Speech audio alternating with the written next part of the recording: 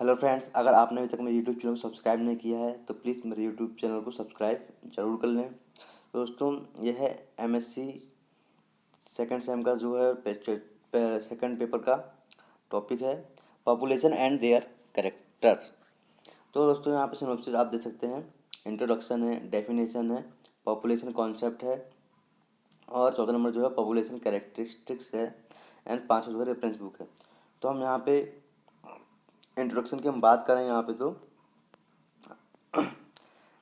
हम इंट्रोडक्शन इस प्रकार से इसका दे सकते हैं कि पॉपुलेशन शब्द की जो उत्पत्ति है वो लैटिन भाषा के शब्द पॉपुलर से ली हुई है, जिसका अर्थ जो होता है वो होता है पीपल्स। एंड जैविक दृष्टि से जीव समष्टि विभिन्न पौधों तथा प्राणियों का एक समूह मात्र होता है। यह समूह एक विशिष्ट क्षेत्र में उपस्थित एक ही प्रजाति के एक दूसरे से जो है संबंधित प्रजातियाँ होती हैं। तो हम इसकी डेफिनेशन की बात करें, इसकी डेफिनेशन हम इस प्रकार दे सकते हैं कि जैसे विभिन्न वैज्ञानिकों ने जो है समष्टि या जीव संख्या की व्याख्या करके अपने अपने अनुसार परिभाषा दी है, लेकिन जो सभी परिभाषाएं जो होती हैं वो मूल अर्थ कोई विशेष अंतर नहीं होता, सबकी सेम ही होती हैं।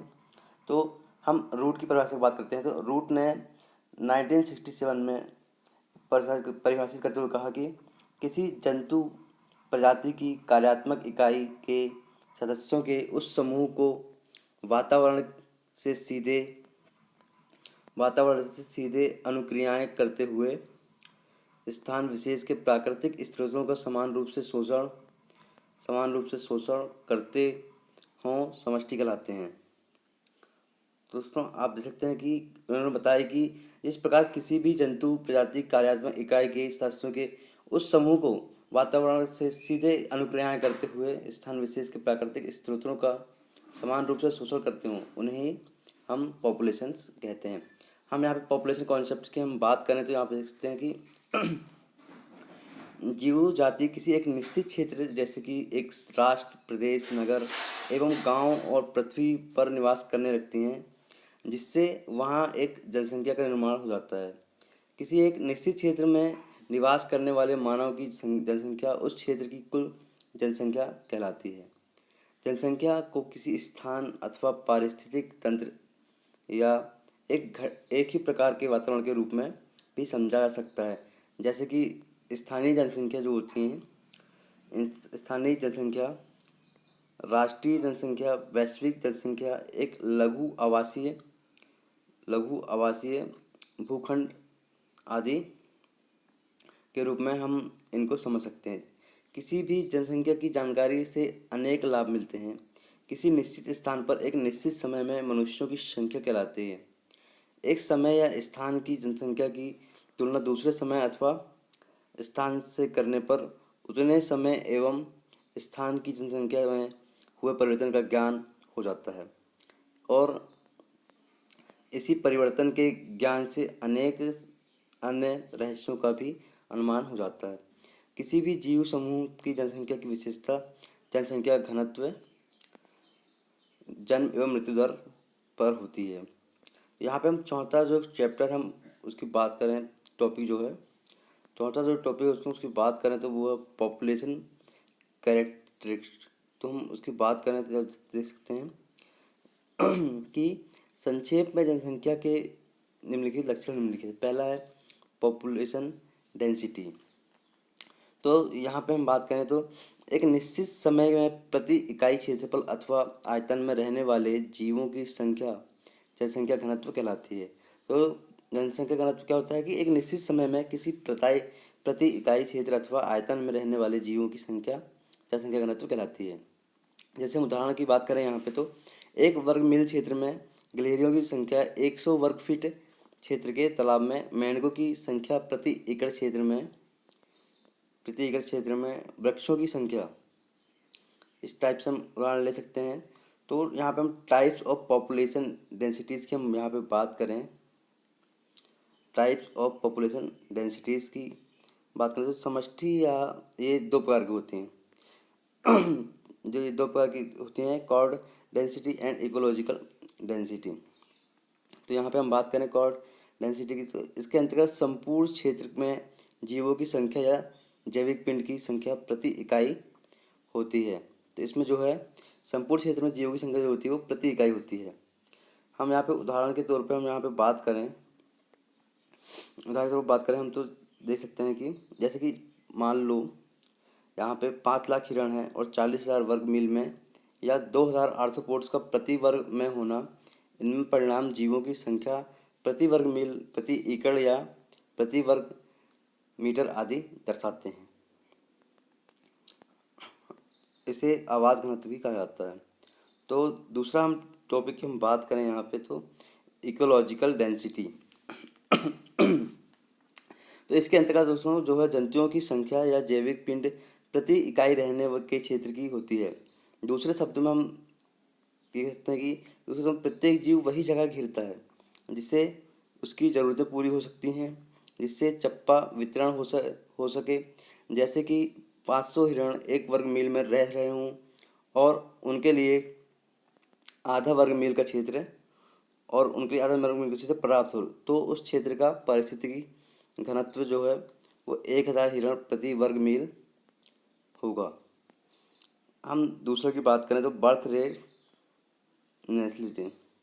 तो यहाँ पे हम बात करते हैं कि बर्थ रेट जो होती है वो है प्रत्येक जीव संख्या अपने क्षेत्र में प्रजनन करने की स्वाभाविक क्षमता रखती है। उसकी जन्म दर प्रजनन दर पर निर्भर करती है।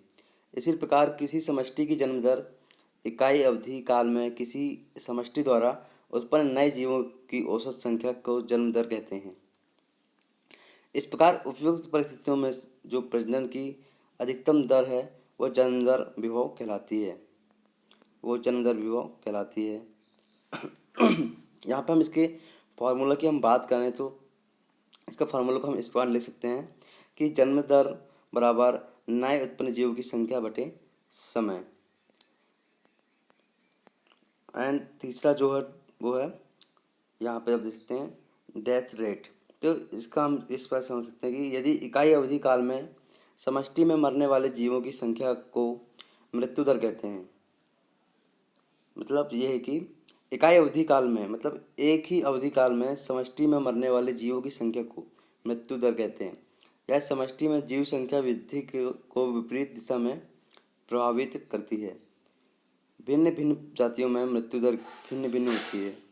किसी समष्टि की निम्नतम मृत्यु दर विभव कहलाती है तथा वास्तविक मृत्यु दर को प्राप्त मृत्यु दर कहते हैं।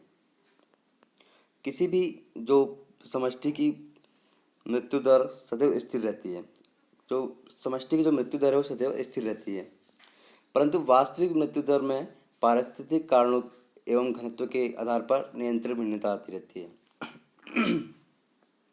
किसी भी समष्टि की मृत्यु दर निम्नलिखित सूत्र द्वारा व्यवस्थित कर सकते हैं। तो यहाँ पे देखते हैं डी बराबर n small n upon t, जहाँ पर हम देखते हैं कि डी बराबर मृत्यु दर, टी बराबर इकाई अवधि काल और एन बराबर समष्टि की मृत्यु संख्या। हम चौथा टॉपिक की हम बात करते हैं एज डिस्ट्रीब्यूशन। यहाँ पे हम किसी भी जीव संख्या में सदस्य समान आयु के नहीं होते, मतलब किसी भी जीव संख्या में जो है सदस्य जो है समान आयु के नहीं होते हैं। तो यदि कुछ बाल्यकाल में हैं तो कुछ युवा एवं वृद्धावस्था के होते हैं, मतलब कुल बाल्यकाल वृद्धावस्था मतलब तीनों अवस्था में पाए जाते हैं। परंतु अलग अलग जीव संख्या में विभिन्न आयु वर्ग के सदस्यों की संख्या जो होती है उनका अनुपात अलग होता है। अतः किसी जीव संख्या में विभिन्न आयु वर्ग के सदस्यों की तुलनात्मक प्रचुरता को आयु वितरण कहते हैं। आयु वितरण जो होता है वह अवस्था अनेक कारणों पर निर्भर करती है और सीधा प्रभाव जन्म और मृत्यु दर पर पड़ता है। हम यहाँ पे बात कर रहे हैं आपकी एज पिरामिड की हम यहाँ पे बात करें तो पॉपुलेशन की आयु पिरामिड के द्वारा इस प्रकार से वर्णन कर सकते हैं।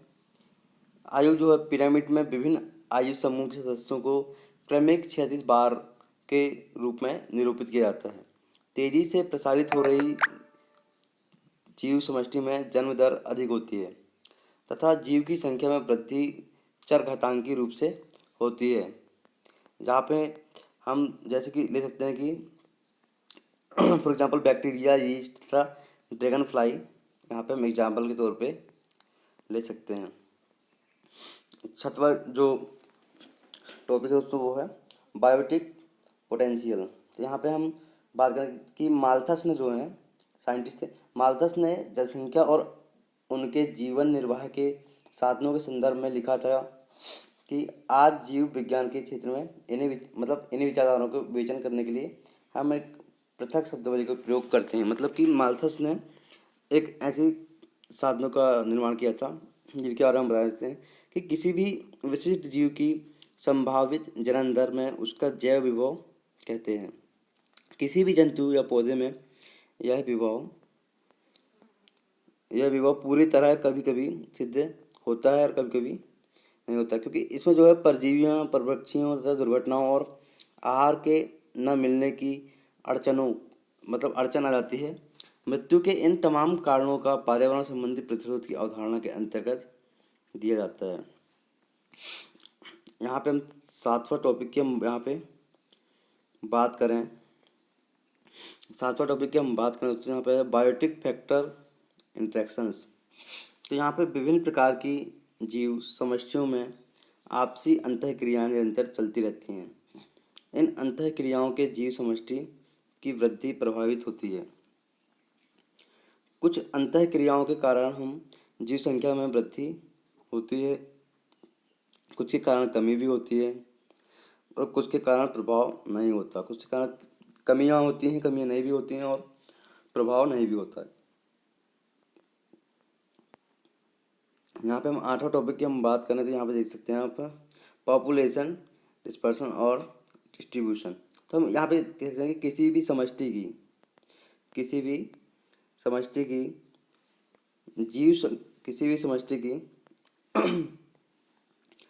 समष्टि की जीव संख्या में अतिरिक्त वितरण को परिक्षेपण कहते हैं। इसके द्वारा समष्टि की आंतरिक रचना तथा अन्य गुण जो हैं प्रभावित होते रहते हैं। किसी समष्टि में जीव की संख्या के वितरण के 3 रूप देखने को यहाँ पे मिलते हैं। पहला समान वितरण, अनियमित वितरण तथा झुंड वितरण। हम यहाँ पे 9वां नंबर के टॉपिक की हम बात करें तो पॉपुलेशन साइज रेगुलेशन। तो सभी जीव जंतु निरंतर संख्या में वृद्धि का स्वाभाविक गुण दर्शाते हैं। मतलब कोई भी जीव निरंतर वृद्धि करते रहते हैं, परंतु यह संख्या बढ़ोतरी अनिश्चित और असीमित नहीं है।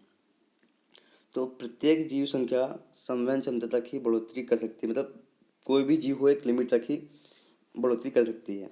अतः संवहन क्षमता स्तर रेखा छूने के उपरांत जीव संख्या का घनत्व इस रेखा के आसपास ऊपर से नीचे दोलन करती रहती है, परंतु और अधिक वृद्धि की निरंतरता समाप्त हो जाती है। यह प्राकृतिक प्रक्रिया जीव संख्या को स्थिरता प्रदान करती है। और हम यहाँ पे 10th नंबर के टॉपिक की हम यहाँ पे बात करें तो वो है पॉपुलेशन ऑसिलेशन। तो किसी विशेष क्षेत्र में समष्टि के स्थापित होने के पश्चात साम्यवस्था में पहुँचने पर इसकी जो है संख्या समय समय पर साम्यवस्था स्तर से कम अथवा अधिक होती रहती है। इसी समष्टि का उच्चवाचन कहते हैं। समष्टि में यह उच्चवाचन पर्यावरण होने वाले परिवर्तन अथवा अंतरा परिवर्तन के कारण होता है। 11 नंबर हम बात करें तो पॉपुलेशन प्रोपगेशन। तो यहाँ पे समष्टि के जीवों का अथवा उसकी जनन उत्पत्ति, स्पोर सीड तथा शिशु अवस्थाओं का भीतर प्रवेश अथवा बाहर निकासी ही समष्टि का प्रकीर्णन कहलाता है। तो जीवों में संचरण का बहुत महत्व होता है, जिसके कारण जीवों में आनुवंशिक पदार्थों का विनिमय जो होता है वो होते रहता है और नए जीवों का नए आदिवासी जो होते हैं अनादिवासी जो क्षेत्रों में होता है वो प्रकीर्णन होता रहता है। जीवों के प्रकीर्णन को जो कारक प्रभावित करते हुए हैं भोजन, जनन, आवास, सुरक्षा, प्रकाश, नमी आदि। यहाँ पे हम 12 नंबर का जो टॉपिक है हम उसकी बात करें तो ये है पॉपुलेशन इक्विलिब्रियम। Population equilibrium. तो यहाँ पे प्रत्येक समष्टि जो है किसी नए क्षेत्र में पहुँचने पर अपने आकार में तेजी से वृद्धि करती है और अपनी वृद्धि की चरम सीमा पर पहुंचकर काफ़ी टाइम तक अपने आप को स्थिर रखने का यथासंभव प्रयास करती रहती है। समष्टि के इस प्रकार के प्रतिरूप को सिग्मॉइड प्रतिरूप कहते हैं और समष्टि साम्यावस्था को हम दूसरे शब्दों में इस प्रकार भी की मतलब इस प्रकार की समझ सकते हैं कि कोई समष्टि जो है किसी प्रकार कोई समष्टि जो है अपने भोजन अथवा अन्य आवश्यकताओं एवं अवशिष्ट हानिकारक पदार्थों की निष्कासन दर में होने वाली वृद्धि तथा अपनी स्वयं की वृद्धि में एक संबंध बनाए रखते हुए वृद्धि की चरम पर पहुंचते हैं, तो वह समष्टि जो है अपनी वृद्धि दर को निम्नलिखित समीकरणों द्वारा प्रदर्शित करते हैं।